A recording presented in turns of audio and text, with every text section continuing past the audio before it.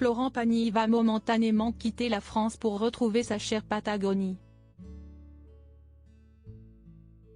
Après la pluie, le beau temps pour le chanteur éprouvé par sa dernière chimiothérapie, comme il le livre en toute transparence, dans les colonnes de Paris Match ce 30 novembre.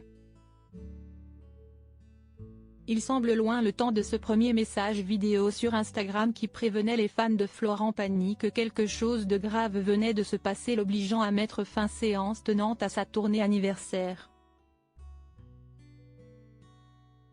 On vient de me diagnostiquer une tumeur au poumon, une tumeur cancéreuse, pas très sympathique, qui ne peut pas s'opérer.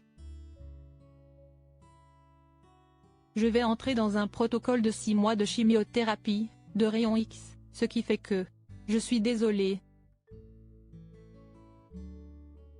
avait-il lancé avec pudeur. Depuis, le chanteur a mené un long combat contre le crabe tenace, entouré de l'amour de son clan, ses enfants à elle et un cas et celui inconditionnel de sa femme depuis 30 ans, Azucena.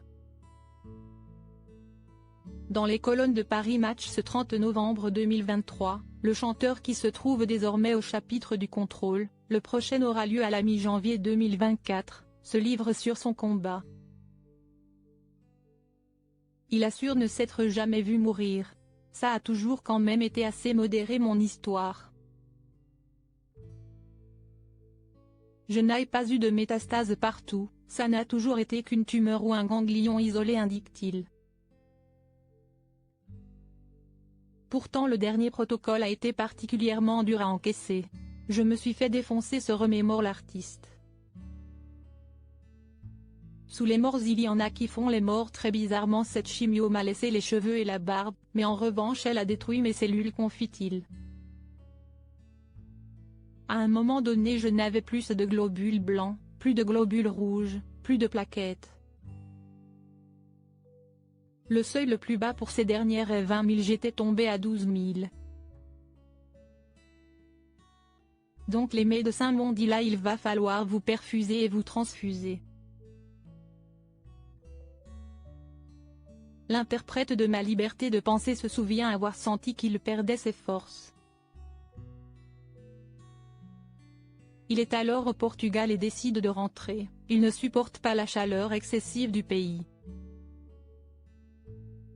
Quand j'ai voulu sortir de l'avion, j'ai fait 3 pas, mais je ne pouvais plus marcher. J'ai demandé une chaise roulante. La nuit a été encore pire. Il se décide à appeler l'hôpital le lendemain, prévient il faut me remonter parce que je suis en train de glisser. Il découvre finalement qu'il fait une réaction aux produits de la chimiothérapie vraiment costaud. L'un de ses soignants lui explique que votre truc si est-il la guerre. On gaze, on envoie les produits, et puis après normalement les ennemis sont tous morts. Mais il y en a qui font les morts sous les morts. Ils attendent un peu puis se réveillent, donc il faut les bombarder. Une guerre dont on espère bien désormais qu'elle est terminée. Diaporama, voir les photos de Florent Pagny.